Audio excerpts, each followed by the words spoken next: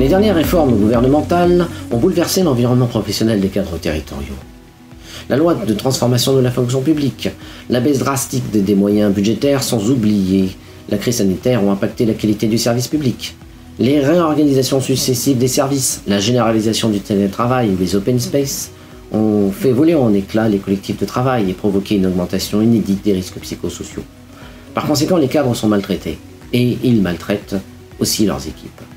En effet, la gestion individuelle et les objectifs à la performance issus de la politique du faire plus avec moins de moyens créent des conflits éthiques. Fort de ce constat, les cadres territoriaux s'interrogent sur leur utilité sociale, comment exercer sa responsabilité professionnelle, ses missions d'encadrement ou d'expertise, quand le New Public Management vient s'opposer aux valeurs des services publics. Le FICT propose 3 revendications fortes. D'abord, défendre la liberté d'expression et le droit d'alerte. Les cadres doivent avoir la possibilité d'énoncer des propositions alternatives, qu'elles soient retenues ou non par l'employeur. Ils doivent aussi avoir la possibilité d'alerter si les choix stratégiques font peser un risque majeur sur le service public, par exemple l'environnement.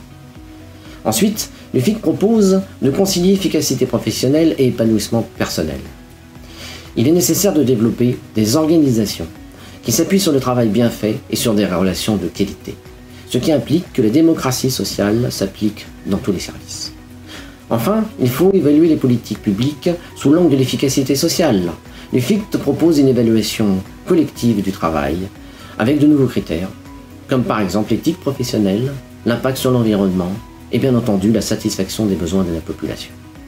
Ces 3 propositions sont au cœur de la qualité du service public, avec des cadres territoriaux au service de l'intérêt général.